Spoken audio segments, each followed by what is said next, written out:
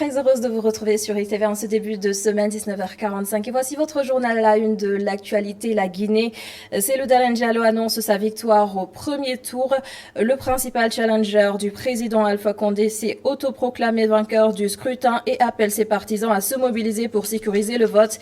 Et bien entendu, le gouvernement a sorti un communiqué pour démentir cette prétendue victoire. Plusieurs partisans de l'UFDG sont sortis de leur maison pour exprimer leur joie quelques minutes après la déclaration de Cellou Dalein Diallo. Notre correspondant Mamadou Mortar Souaré est sur place pour nous faire le point. L'actualité au Sénégal, 200 agents de l'AIBD envoyés en chômage technique réclament 4 mois de salaire. Ils en ont après les responsables de Top Inter et 2 AS, des sociétés spécialisées dans la manutention et l'enregistrement de bagages. Et enfin, la page des sports de ce lundi 19 octobre. Elle sera présentée par Pape Malik Diaw dans quelques instants.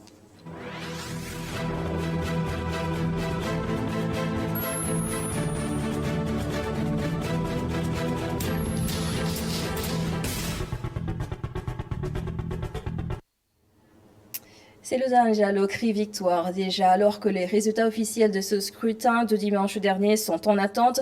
Le leader de l'UFDG s'est autoproclamé vainqueur de cette présidentielle et ce au premier tour. La déclaration devant une assemblée de sympathisants. Regardez. Mesdames et messieurs de la presse nationale et de la presse internationale, je vous ai convié pour délivrer devant vous un message que j'adresse à mes compatriotes. Mes chers compatriotes, malgré les anomalies qui ont entaché le bon déroulement du scrutin du 18 octobre et au vu des résultats sortis des urnes, je sors victorieux de cette élection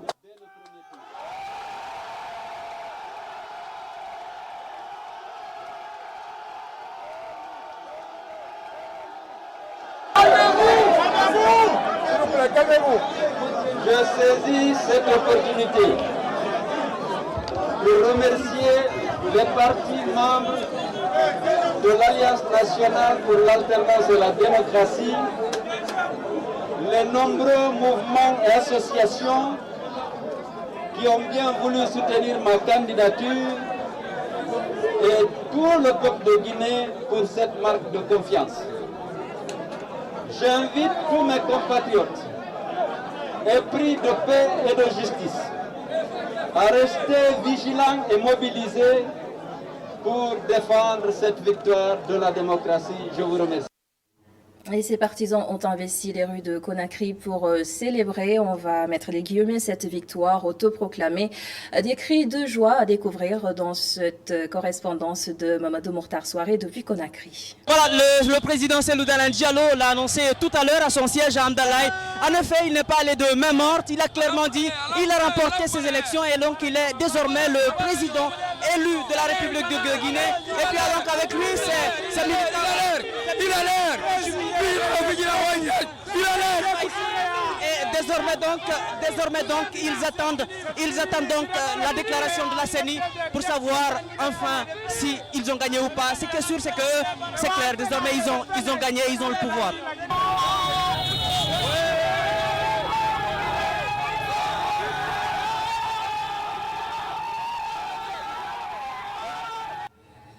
À noter que la réaction du camp présidentiel n'a pas tardé. Des proches de Alpha Condé ont condamné ces résultats, ont démenti ces résultats proclamés par Cellou Dalein Diallo. Le RPG condamne cette sortie avant l'heure. RPG Arc-en-Ciel.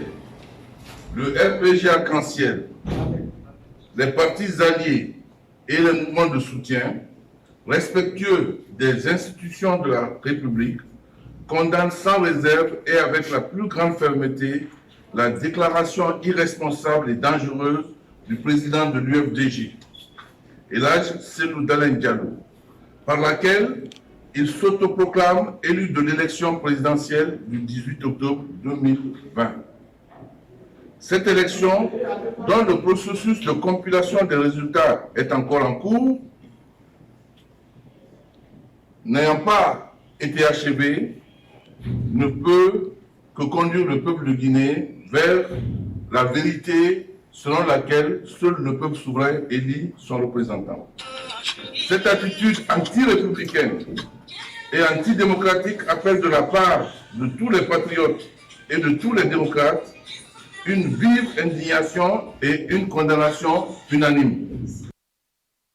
Toujours sur la Guinée, en attendant la publication officielle des résultats de ce scrutin, la RADDHO craint des violences entre les partisans de Alpha Condé et ceux de Cellou Dalein Diallo.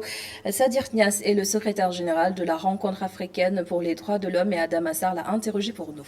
Nous avons un peu de crainte concernant effectivement d'ici la publication des résultats parce que nous sommes en tout cas, on risque d'attendre encore des jours sans avoir les résultats officiels. C'est ça qui nous inquiète le plus.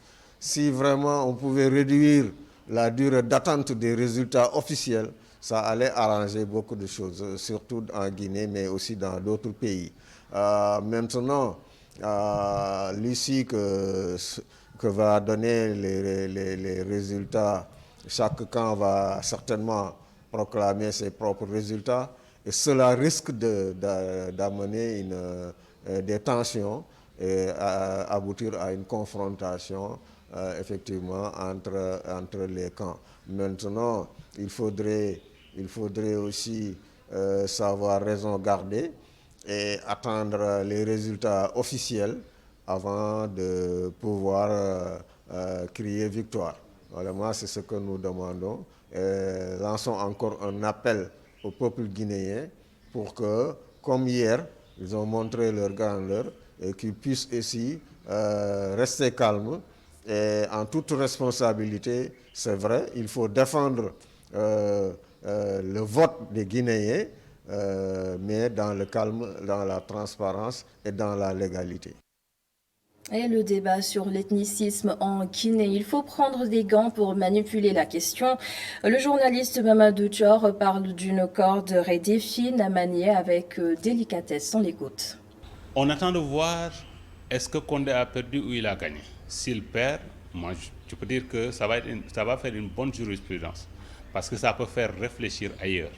Dans l'immédiat, il y a la Côte d'Ivoire qui suit. Je pense qu'une défaite de Condé fera réfléchir Alassane Dramane Ouattara, qui se montre intraitable par rapport au processus électoral, malgré l'appel au boycott de deux candidats pandémoines, Pascal Affi-N'Guessan et Henri Konan Bédié. Donc je pense que s'il gagne aussi, si Alpha Condé gagne, ça peut donner des idées à d'autres. Ça aussi, il faut le reconnaître, parce que peut-être dans un, on peut dire court ou moyen terme, après la Côte d'Ivoire, l'année prochaine, il y aura le Bénin de Patrice Talon. Un peu plus tard, qui va solliciter un deuxième mandat. Et on le soupçonne aussi de vouloir peut-être aller au-delà, s'il est réélu l'année prochaine, facilement, de peut-être faire comme Alpha Condé en Guinée. C'est le président lui-même qui a joué sur cette fibre-là. On l'a entendu dire aux gens que si vous votez pour Cellou Dalein Diallo, vous savez ce qui vous attend. Lui, le malinqué qu'il est, a mis en avant son côté ethnique. Et ce n'est pas bien pour un président de la République. Il ne faut pas jouer sur cette corde-là. C'est une corde raide et qui peut se casser à tout moment.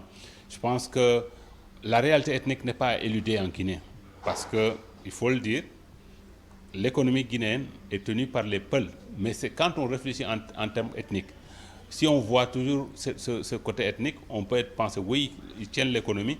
Aujourd'hui, si Cellou est élu, ils vont tenir le côté politique. Ça veut dire que rien ne restera.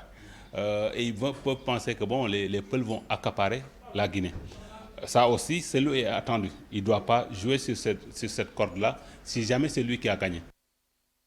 À noter que les résultats officiels de cette présidentielle guinéenne est attendu d'ici vendredi.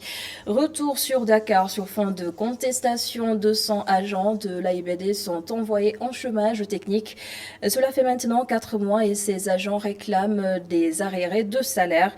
Et dans ce combat, ils sont assistés par le mouvement Frappe. Ces agents ont donné une conférence de presse ce matin pour faire entendre leurs revendications. Le compte-rendu est signé à Adama Sarr Moustapha Gueye. Les travailleurs de Top Inter, une société spécialisée dans la manutention et l'enregistrement de bagages à l'aéroport international Blaise Diagne, montent au créneau. Ces employés courent derrière 4 mois de salaire. Aujourd'hui, nous sommes plus de 200 employés de Top Inter et nous courons derrière nos salaires depuis 4 mois. Nous avons tous des contrats de CDI au niveau de Top Inter. Notre travail consiste à faire la manutention et l'enregistrement des bagages de l'aéroport Blaise Diagne. Nous arrivons au moment où Top Inter use et abuse de chantage en allant jusqu'à bloquer nos salaires. En plus de leur retard de salaire, les travailleurs de Top Inter sont envoyés en chômage technique sans rémunération. Les travailleurs jugent cette situation inadmissible. Top Inter, quant à elle, nous impose des chômages techniques sans rémunération alors que nous avons des contrats de CDI. En effet, le motif de ce chômage technique que le directeur nous impose est un motif économique. Selon M. Abdullah Hatsila et son DRH, Mamadou Wouri Diallo.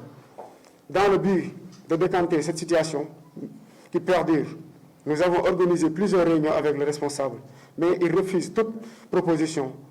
Comme justification, ils avancent qu'il n'y a pas d'activité au sein de l'aéroport. Face à cette situation, le FRAPP France Dégage tire la sonnette d'alarme. Pour nous, à travail égal, salaire égal. Les manutentionnaires et les agents d'enregistrement de Top Inter qui font le même travail que leurs collègues de 2AS, les mêmes journées de travail, les mêmes horaires de travail, ne sont pas payés au même montant. Ainsi, le manutentionnaire de 2AS peut gagner entre 300 à 400 000 francs par mois, alors que celui de Top Inter ne gagne qu'autour de 150 000 francs. Ça fait une différence de 150 à 250 000 francs. C'est tout simplement scandaleux. Cela n'est pas acceptable. Le ministre du Travail, nous l'invitons à mettre de l'ordre au niveau de l'aéroport international Blaise Diagne de Dakar. Ces 200 travailleurs de l'aéroport international Blaise Diagne de Diass ne comptent pas rester les bras croisés. Selon eux, ils vont passer à la vitesse supérieure si leurs préoccupations ne sont pas prises en charge. Merci Adama Sarr Éducation. À présent, alors qu'une nouvelle année scolaire va bientôt démarrer en novembre, le ministère de l'Enseignement supérieur évalue les résultats du baccalauréat 2020. Une commission d'orientation a d'ailleurs été créée et tous les bacheliers qui en feront la demande seront orientés dans les universités publiques du Sénégal. Des demandes ouvertes jusqu'au 10 novembre. Plus de précisions avec le ministre de l'Enseignement supérieur, Cheikh Omar Anne, au micro de Babacar Seck. 79% des bacheliers sont issus des séries littéraires, ce qui n'est pas en adéquation avec les directives du Conseil présidentiel sur l'enseignement supérieur et la recherche d'août 2013. Il faudra donc travailler à ce que nous puissions atteindre nos objectifs qui ont été fixés. Selon les projections que nous avons eu à faire, il nous faudra orienter environ 65 000 bacheliers. Le président de la République et le gouvernement du Sénégal ont donné des orientations claires. Il s'agit d'orienter tous les bacheliers qui en feront la demande dans les établissements publics supérieurs d'enseignement supérieur du Sénégal. C'est pour dire que la commission d'orientation que nous installons aujourd'hui a toute la latitude de proposer et de mettre en place un dispositif qui garantira non seulement l'orientation de tout le monde dans le public, de tous les bacheliers qui en feront la demande, mais vous avez une contrainte de délai que vous devriez résoudre le plus rapidement. Je pense que d'ici le 10 novembre ou plus tard, on devra pratiquement boucler les demandes de tous les bacheliers via un dispositif que nous mettrons en place. Il s'agira peut-être de renforcer Campus N, soit de le maintenir et de l'orienter, mais sur la base d'un dispositif que nous validerons ensemble. Reparlons de cette bataille rangée vendredi dernier au siège du Parti démocratique sénégalais. Des mesures correctrices sont prévues d'après le secrétaire national adjoint Toussaint Manga. Invité de Tok Tok Sénégal ce lundi, il a également proposé un ticket PASTEF PDS pour renforcer l'opposition sénégalaise. Migima Ramdiaye. Le Parti démocratique sénégalais est sous les feux de la rampe après les incidents du vendredi dernier. Une situation inacceptable selon Toussaint Manga. Pour le membre du secrétariat national du PDS, des mesures fortes doivent être prises. Et à condamner. Et c'est inacceptable que de telles situations se passent au niveau du siège du Parti démocratique sénégalais. Le parti prendra toutes les dispositions nécessaires pour que de tels actes ne se reproduisent plus au niveau de la permanence du parti et dans toutes les activités politiques du parti. Le parti est un grand parti, il n'y a pas de crise. Maintenant, il peut arriver qu'il y ait des parenthèses comme ce qui s'est passé le vendredi, mais il n'y a pas de crise. Pas de crise au PDS, Toussaint Manga est formel. Le parti d'Abdoulaye Wade veut reconquérir le pouvoir dès 2024. Mais pour y arriver, il faut une opposition forte. Il mise sur le ticket PDS, Pastef d'Ousmane Sonko. Nul ne peut aller gagner les élections de façon isolée. Il faudrait que les gens reviennent à la raison. Macky Sall qui gouverne, il ne gouverne pas seul, il gouverne autour d'une alliance forte. Donc au moment venu, les partis d'opposition verront la meilleure configuration politique pour pouvoir demander les suffrages des Sénégalais. Ce qui est clair est que tout homme politique averti est conscient que la configuration de ces deux partis peut permettre d'avoir une opposition très forte au Sénégal. Cette opposition forte aura la lourde mission de s'opposer à la troisième candidature du président Macky Sall. Pour Toussaint Manga, tous les signaux sont au vert. Je vous dis, non seulement s'il insistait avec tous les superfuges à forcer pour aller à l'élection au troisième mandat, il sera battu, ça c'est déjà clair, mais on ne lui donnera pas l'opportunité même d'y arriver. Les Sénégalais sont assez mûrs politiquement. Ils ne donneront pas à Macky Sall l'opportunité même de déposer sa candidature pour un troisième mandat. En attendant 2024, le député Toussaint Manga invite ses camarades de l'opposition à assumer pleinement leur statut d'opposant. Toussaint Manga également interpellé sur la gestion de la pandémie et des inondations. À ses yeux, l'Assemblée nationale n'a pas été à la hauteur. Les parlementaires ont fui leurs responsabilités, pour reprendre les mots de Toussaint Manga qui répond à Miki Maramdjaï. L'Assemblée n'a pas été à la hauteur de sa mission. Pour des questions importantes comme la question des inondations, la question de la gestion de la pandémie, l'Assemblée devait convoquer les ministres et les directeurs généraux qui ont eu à gérer la question des inondations pour qu'ils puissent expliquer aux Sénégalais ce qu'ils ont fait, pour qu'ils puissent expliquer aux Sénégalais avec les 506 milliards qu'est-ce qu'ils ont pu réaliser.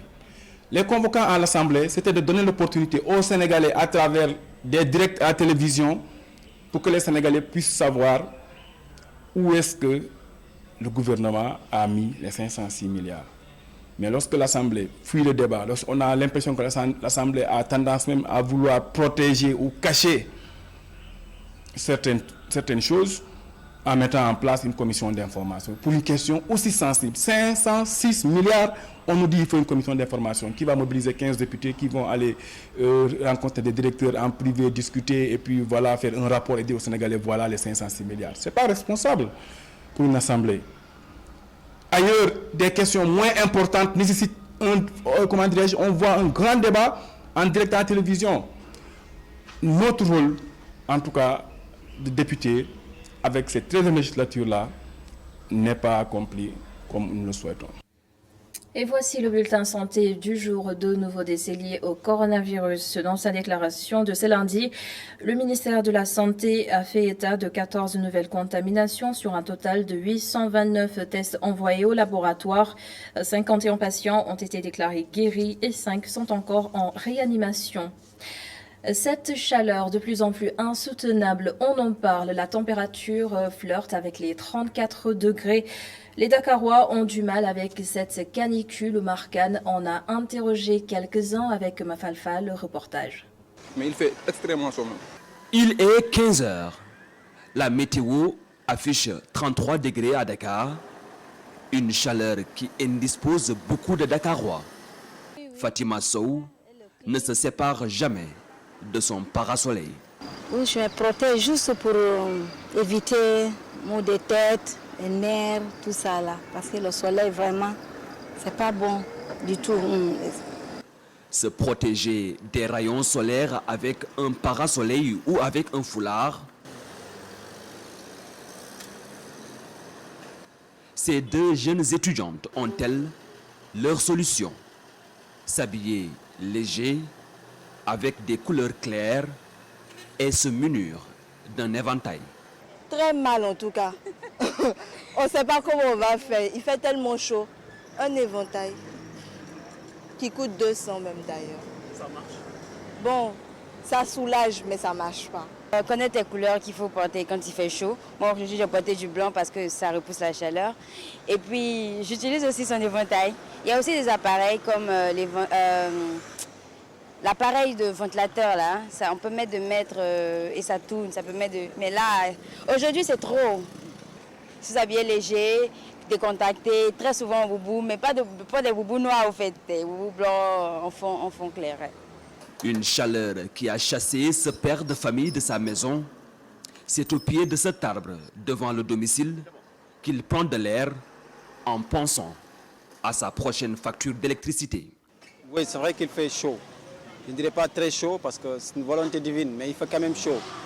Donc c'est pourquoi on se met à l'ombre des arbres pour on peut avoir de la fraîcheur. À l'intérieur, très chaud.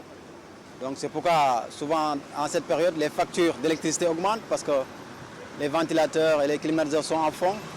Mais même ça, ça ne suffit pas. C'est seuls les arbres peuvent régler le problème. Donc il faut planter des arbres. Il faut planter des arbres, je crois que c'est la seule solution. Il faut multiplier les arbres. Il faut en planter autant que possible. En attendant que ces arbres grandissent et donnent de l'ombre, buvons beaucoup d'eau.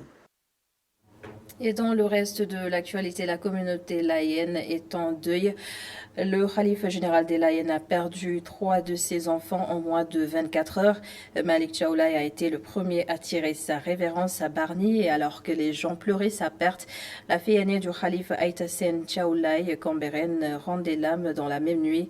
Et ce lundi matin, le réveil a été aussi douloureux car c'est au tour de Khadilaï, fille du khalife et sœur utérine de Malik Chaoulaye, de passer de vie à trépas. Un coup dur pour la communauté laïenne avec la mort de ses 3 enfants du khalife. Tout de suite, la suite du journal.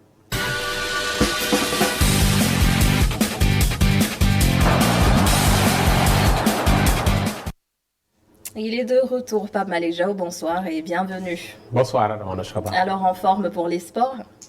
Nous démarrons avec le football local, préparation des clubs sénégalais pour la reprise du championnat saison 2020-2021. Tout à fait, ce soir, nous avons choisi le Stade de Mbour et qui de mieux que le président Abdoulaye Gueye pour en parler, administrateur de la Ligue sénégalaise de football professionnel, et il s'est prononcé sur le démarrage du championnat, la préparation du Stade de Mbour et les rumeurs concernant le paiement des joueurs qui auraient reçu leur salaire qu'une seule fois.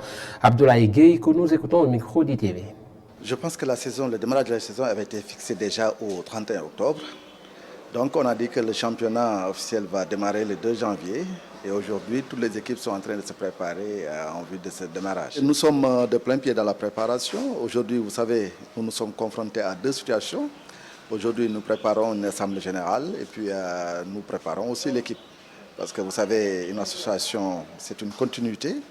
Nous sommes en train de nous préparer, en sachant que l'Assemblée générale va bientôt avoir lieu et qu'il y aura une nouvelle équipe dirigeante qui va continuer certainement le travail que nous avons entamé. Vous savez, nous avons une méthode de travail et aujourd'hui, nous avons fait des recrutements. Effectivement, nous sommes en train aussi de préparer notre équipe technique en vue de ce démarrage. Donc le travail se passe bien. Nous avions confié ce travail au directeur sportif Papsec qui est en train de faire un excellent travail là-dessus. Donc on n'a pas vraiment de problème sur ce plan-là. Non, je pense que c'est un problème qui est derrière nous parce que nous avons réglé les problèmes de salaire. Ce n'était pas déjà le cas, ce que vous avez dit. Je pense que c'est inexact, que nous n'envoyons payé qu'un seul mois. Mais aujourd'hui, on ne parle plus de salaire au Stade de Mbour. Les salaires ont été réglés. En tout cas, ce sur quoi nous étions entendus avec les joueurs ont été réglés. Et nous nous acheminons résolument vers la saison prochaine. Direction l'Italie pour faire le point sur la 4e journée en Série A. Et Pape Malick Diaw, il y avait du spectacle. Tout à fait, c'est le moins que l'on puisse dire. En Italie, on jouait donc la 4e journée de la Série A. Il y avait du spectacle, comme vous l'avez si bien dit. En effet, 41 buts ont été marqués, ce qui est très rare en Italie. Notre correspondant Abdoulaye Diouf Bar nous en dit plus avec la situation des Sénégalais. 4e journée du calcio italien après la trêve internationale et avant le début de la première journée de la Ligue des Champions, avec les Sénégalais et le derby de la Madonnina. Naples de Kalidou Koulibaly, battu sur tapis vert par la Juventus de Turin 3-0 et 1 point de moins, s'est relancé en écrasant les Atalantini de Bergame 4-1 avec le premier but du Nigérian Osimhen. Du côté de Gênes, la Sampdoria, avec les débuts de Diao Keita Baldé à la 70e minute, écrase la Lazio 3-0 au Luigi Ferraris de Marassi. Bologne de Pape Ibrahim Mbaye, dans le derby Emiliana, perd devant Sassuolo 4-3. Le Milan AC gagne le derby de la Madonnina devant l'Inter de Milan 2-1 avec un doublé de Zlatan Ibrahimovic. On a aussi noté l'absence de Mamadou Koulibaly du côté d'Udinese qui a dominé Parme au Dacia Arena 3-2. La Juventus qui était du côté de Crotone et qui a fait match nul, 1 but partout, joué sans Cristiano Ronaldo qui a été testé positif au Covid-19. Pour le classement, l'AC Milan est en tête avec 12 points. Voilà en gros ce qu'on pouvait dire du calcio italien avec sa 4e journée. Merci beaucoup. Merci Abdoulaye Diouf Bar pour ces actualités du football en Italie. Et notez que pour la fin de cette 4e journée, Verona accueille actuellement Genoa au Stadio Marc-Antonio Bentegodi et pour le moment 0 but partout entre ces deux clubs. Parlons à présent des performances des Sénégalais dans les championnats européens, oui, avec le retour gagnant de Sadio Mané. Effectivement, tout juste après sa guérison du coronavirus, il porte Liverpool dans le derby de la Marseille. Aussitôt parti, aussitôt buteur pour Habib Diallo qui ouvre son compteur avec Strasbourg malgré la défaite face à l'Olympique lyonnais. Kalidou Koulibaly de son côté reste solide avec Napoli et Salif Sané qui empoche son tout premier point en Bundesliga. Crépin Diatta est lui aussi buteur, de même que Franck Kanouté au Panguette ou encore Pape Ibnou Ba. Le tout c'est avec Cheikh Diop. Nous nous rendons d'abord en France pour parler de l'actualité européenne des Lions. Idrissa Gana Gueye et le PSG se sont facilement imposés devant Nîmes 4-0 et Ghana a joué tout le match. Premier match sous ses nouvelles couleurs et déjà premier but pour Habib Diallo. Le nouvel attaquant du Racing Club de Strasbourg a marqué face à Lyon malgré une défaite 3-2. Bingourou Kamara était dans les buts strasbourgeois. Un autre Sénégalais s'est illustré ce week-end et c'est Opanguette qui s'est érigé en sauveur en l'absence de Ibrahima Niane blessé. L'ailier sénégalais a marqué sur une passe décisive de Mamadou Lamine Gueye. Metz et Angers ont fait match nul, un but partout et Sada Toubé est entré en cours de jeu.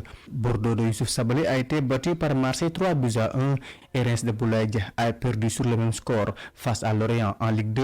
Niort a battu Caen 3-0 avec un but de Pape Ibnou Ba. En Angleterre, par vainqueur entre Everton et Liverpool dans le derby de la Marseille, mais Sadio Mané s'est parfaitement illustré en marquant le premier but de son équipe.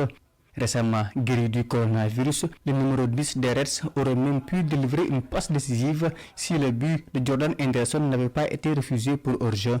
Cheikhou Kouyaté et Crystal Palace ont concédé le nul, un but partout face à Brighton après avoir mené plus de 110 minutes de jeu. En Italie, Kalidou Koulibaly et Naples sont sortis victorieux du choc tant attendu qui les opposait à l'Atalanta de Bergame avec un score de 4-1 pour son premier match avec la Sampdoria de Gênes. Keita Diaobaldé a participé à la large victoire de son équipe devant la Lazio 3-0. En Allemagne, placés dans l'axe de la défense, Salif Sané et Schalke empochent leur premier point de la saison et c'est avec un nul, un but partout face à l'Union Berlin. En Belgique, pour terminer, Club Brugge a fait un match nul devant Standard de Liège, un but partout avec une réalisation de Crépin Diatta. Cercle Bruges de Franck Kanouté s'est largement imposé devant la Gantoise 5-2 et le milieu de terrain sénégalais a marqué le premier but de son équipe. Merci beaucoup, cher Diop. Retour de la Coupe aux Grandes Oreilles Ligue des Champions, Pape Malik. De grosses affiches nous attendent au Parc des Princes, par exemple, avec le choc qui va opposer le Paris Saint-Germain à Manchester United. Tout à fait. Et au total, on aura tout simplement 3 chocs pour la première journée. D'abord, le groupe E. Pour ce choc, Chelsea-Séville. Séville, on le rappelle, vainqueur de la C3, même s'il n'y a plus de C2, comprendront qui pourront. Et dans l'autre côté, Rennes recevra Krasnodar. Dans le groupe F, Zénith reçoit Bruges et la Lazio va défier Dortmund pour le deuxième choc de cette première journée. Le groupe G, Dynamo Kiev reçoit Juventus de Cristiano Ronaldo, alors que FC Barcelone de Lionel Messi va recevoir de son côté Ferencváros, un club hongrois. Et dans le groupe H, pour le choc 5 étoiles entre Paris Saint-Germain et Manchester United, alors que Verratti et Cavani vont manquer ces deux rencontres. De l'autre côté, Leipzig recevra Istanbul Başakşehir. Et justement, pour le choc entre le Paris et Manchester, il y aura des absences côté mancunien. Effectivement, pas de Cavani ni de Maguire. Les retrouvailles attendues entre le Paris Saint-Germain et Edinson Cavani auront fait long feu. En effet, l'attaquant uruguayen qui a signé pour Manchester United n'est pas dans le groupe amené par l'entraîneur Ole Gunnar Solskjaer. Il faut dire que le recordman de but au Paris Saint-Germain s'est entraîné qu'une seule fois avec sa nouvelle équipe. Autre absence de marque annoncée par Manchester Evening News, celle du capitaine Harry Maguire et de l'attaquant Mason Greenwood qui serait blessé. Et ce n'est pas tout, pas Malik, Marco Verratti non plus ne sera pas de la partie. Effectivement, les derniers échos laissaient penser qu'il serait apte pour la réception de Manchester United, victime d'une lésion à la cuisse avec la nationale. Marco Verratti ne sera finalement pas présent contre les Red Devils, ce qu'annonce l'équipe. Le média affirme tout simplement que le milieu de terrain italien sera absent pendant 3 semaines. Le Transalpin ratera tout simplement donc les rencontres face à Manchester United, à Dijon, Istanbul Başakşehir et Nantes. Malheureusement pour le Paris Saint-Germain, Verratti donc va manquer ce choc. Et rappelons tout simplement que ce choc sera aussi à suivre sur iRadio 90.3 à partir de 19h. Merci, Pape Malik, pour toutes les actualités des sports. Merci à vous.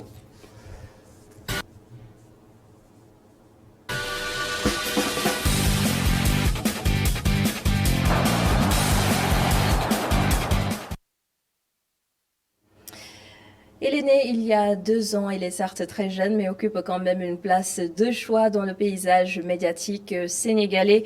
iRadio, la radio d'ici, est d'ailleurs racontée par les auditeurs et nous allons tout de suite découvrir ce qu'ils pensent de la 90.3 dans ce reportage de Aminata Ba. Ces 2 hommes rencontrés à la Médina écoutent iRadio à l'aide de leur téléphone portable. Ils estiment que les programmes proposés sont intéressants. On voit vraiment des journalistes au niveau, la présentation, au niveau des trucs, vraiment, les débats, l'ensemble, vraiment, c'est super, franchement. Très satisfait de la radio. Et moi, personnellement, je suis pas mal d'émissions politiques à la radio, de par leur expérience, bien sûr, parce que vous savez, c'est de grands journalistes de renom. C'est l'un des meilleurs journalistes de leur génération. Donc, apparemment, c'est une radio de référence. Les émissions qu'ils présentent au niveau de la radio sont à la hauteur, à l'attente des Sénégalais. Pareil pour ce conducteur de taxi, il est souvent calé sur la 90.3. C'est une radio qui nous permet, nous taximans, de s'informer des informations qui se passent dans le pays et ailleurs. Chaque fois que je quitte Touba pour venir à Dakar, ce n'est que iRadio que j'écoute, vu que leur journal est basé sur des choses concrètes. Les 2 auditeurs suggèrent à la station de diversifier davantage ses programmes. Essayez de vous battre, comme vous avez l'habitude de le dire. Essayez de tout faire aussi pour être vraiment à l'attente de la population surtout. Augmenter de plus, même faire 10 émissions plus, même doubler. Parce qu'avec la concurrence, il n'y a pas de pardon, ça ne pardonne pas. C'est général. Hein. Je pense qu'il y a un peu de folklore dans les radios. C'est ce que je déplore. Et par exemple, la plupart du temps, les gens sont... Les journalistes, ils ne font qu'inviter les politiciens, mais ils ne recueillent pas l'avis des gens, des citoyens, pour voir aussi, parce qu'on fait partie de la situation du pays. On peut donner aussi notre avis de par notre compétence et de par notre expérience aussi. iRadio a fêté ses 2 ans d'existence ce 18 octobre 2020. La radio d'ici et d'ailleurs a apporté sa touche particulière dans le paysage médiatique sénégalais et s'est imposée à un temps record. Et très bon anniversaire à toutes ces voix qui vous bercent et qui vous parlent au quotidien. Merci également à vous d'avoir choisi ITV pour vous informer. Merci à toute l'équipe de la régie, Khalifa Djaraté, pour la suite de la Total Bloc d'information. Et j'aurai le plaisir de vous retrouver demain à 19h45 pour l'édition du soir. Bonsoir.